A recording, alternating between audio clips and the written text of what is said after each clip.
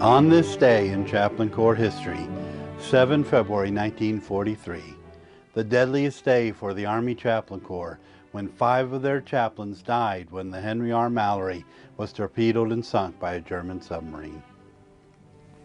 Just 4 days after the sinking of the USAT Dorchester, with the loss of 675 men, among them 4 Army chaplains, the Army experienced another devastating loss when on 7 February 1943, the Henry R. Mallory was the target of another German torpedo, taking to the bottom of the frigid North Atlantic 272 brave men, 5 of whom were Army chaplains.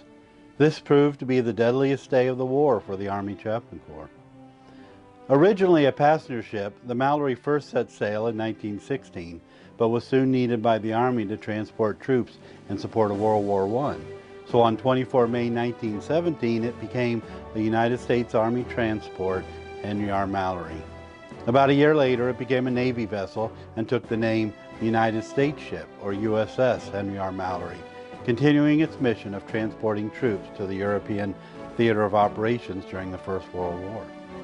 At the end of the war, the Mallory went back to the Mallory Line and was returned to service as a passenger ship until 1942, when the Army again needed it as a troop transport.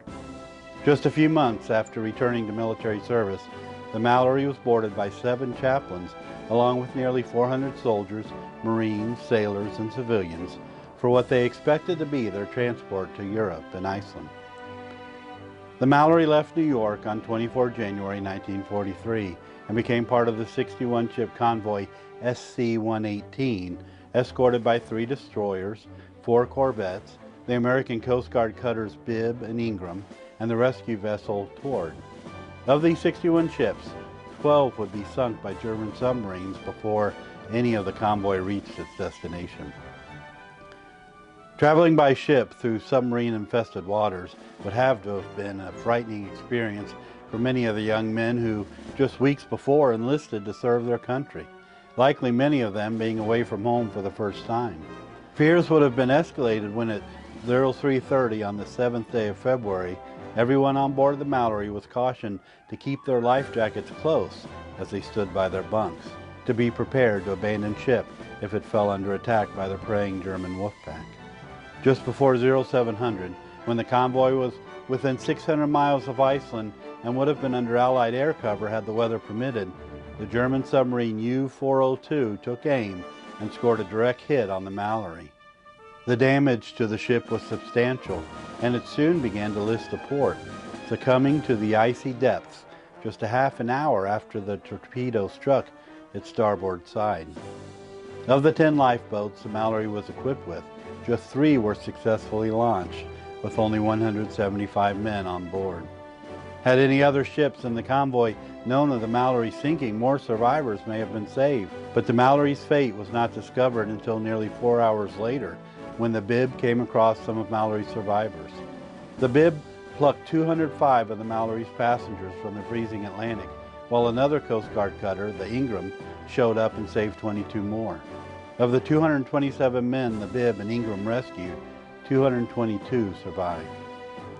Among the passengers of the Mallory who survived were 2 chaplains, Gerald J. Whelan, a Catholic, and Ira A. Bentley, a Baptist. Whelan and Bentley, both captains, didn't rest long after being rescued, needing to perform a brief burial service for 3 servicemen who were rescued with them by the Coast Guard cutter Bibb, but did not survive.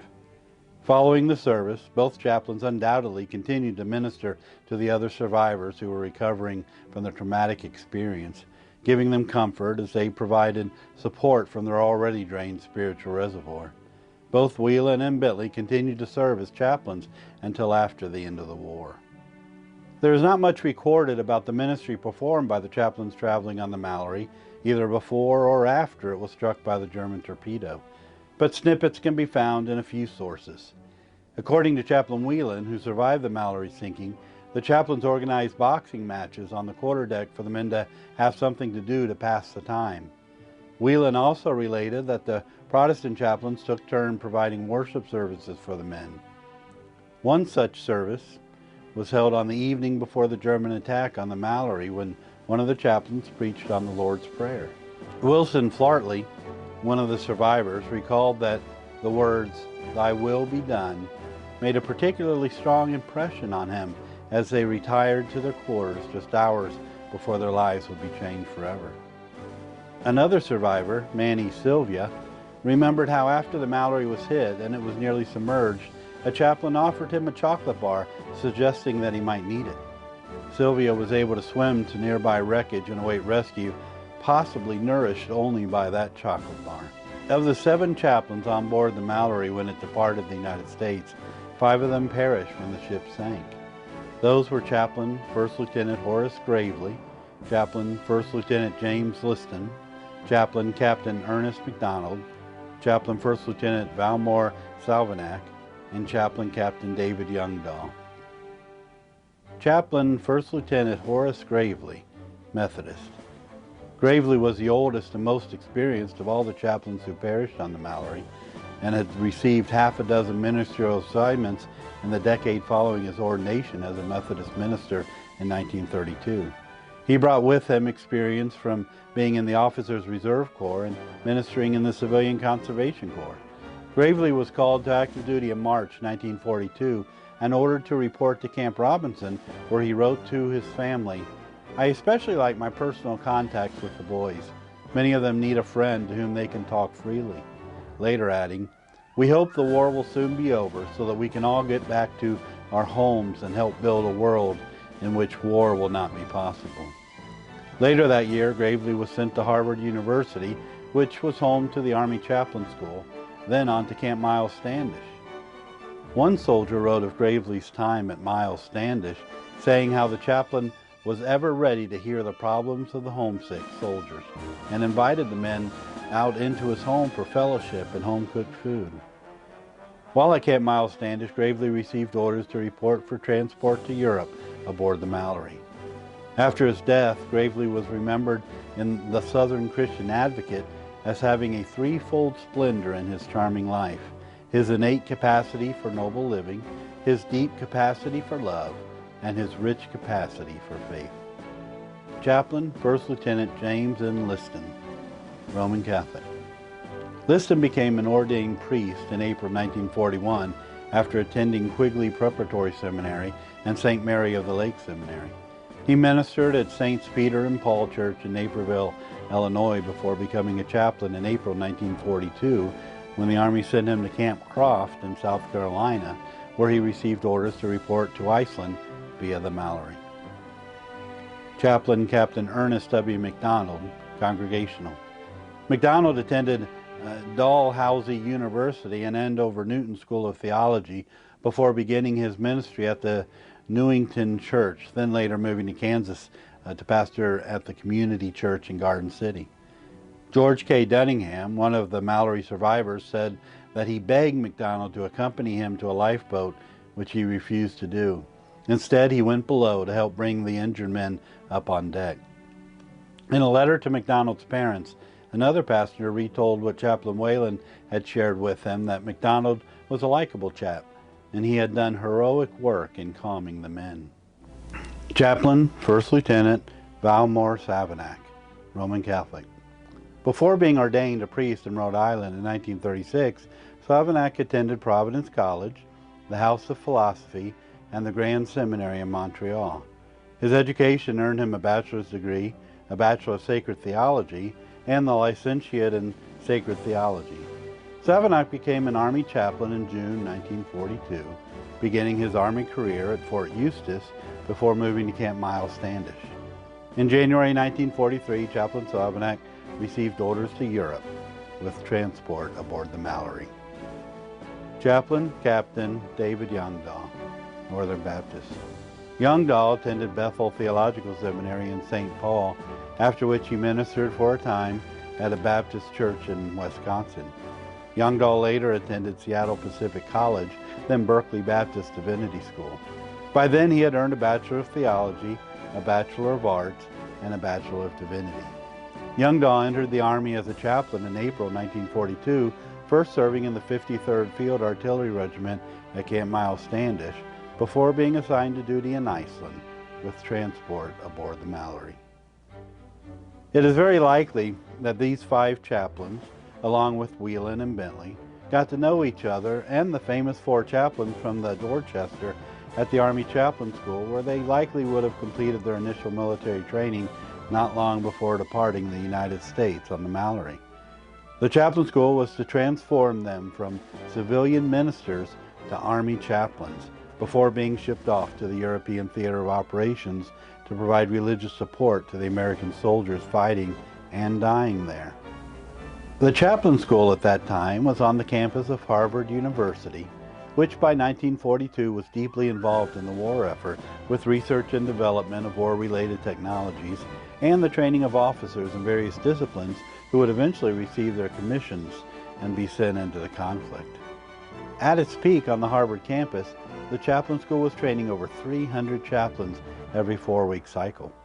At the school, new chaplains would be taught the military way of ministering and begin to develop physically to enable them to go with their men wherever they may be sent and to perform their duties under any condition or difficulty, probably still not fully realizing that the greatest difficulty they would soon be facing with their men would be the sinking of the ship on which they would be traveling together into enemy territory. Entering military service during wartime, most new souls would naturally have considered the possibility of being a casualty of war. Others may have had impressions their imminent doom was likely. This was the case with at least one of the chaplains who died when the Mallory was sunk. According to Rabbi David Eckhorn, Chaplain Liston had such a strong premonition that the ship he was going to travel on would be sunk and he killed, that he made a donation to a church near Harvard for the priest to say masses for the repose of his soul if they should hear news that he had died. But neither Liston nor the other chaplains let their fear or even premonitions deter them from their calling to serve their country and its soldiers, so faithfully marched on to their destiny. It is all too common to hear the stories of people who died in war as a result of the acts of heroism they were performing at the time of their death. These accounts of valor in the face of the enemy deserve to be told, and they serve as an inspiration for others to serve faithfully, if not heroically, during difficult times. It is right that these stories of heroism are widely shared. However, there is another group whose deaths may have been just as heroic, but no witnesses survived to preserve their stories, so their heroism has been lost to history. But a much larger group is the men and women who serve faithfully in life and death, whose mere faithfulness rises to the level of heroism because it was performed in the heat of battle or the shadow of death.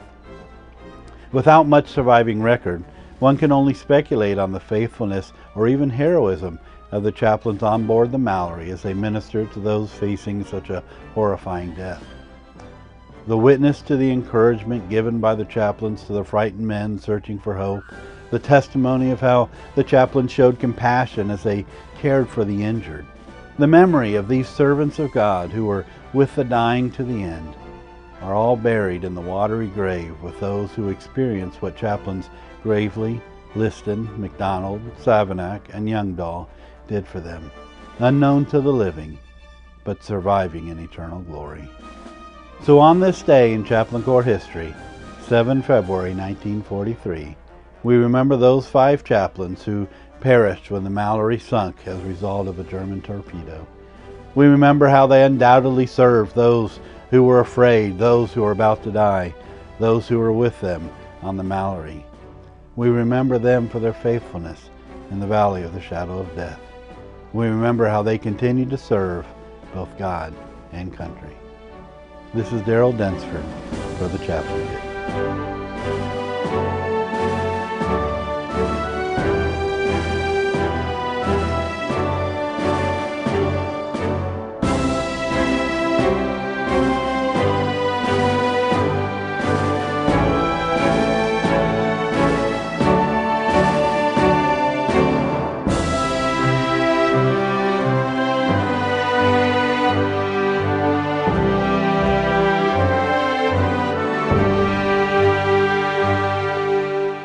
If you enjoyed this episode of On This Day in Chaplain Corps History, you might be interested in knowing that The bulk of the script was taken from a chapter that I wrote in the book Beyond Belief, True Stories of Military Chaplains That Defy Comprehension.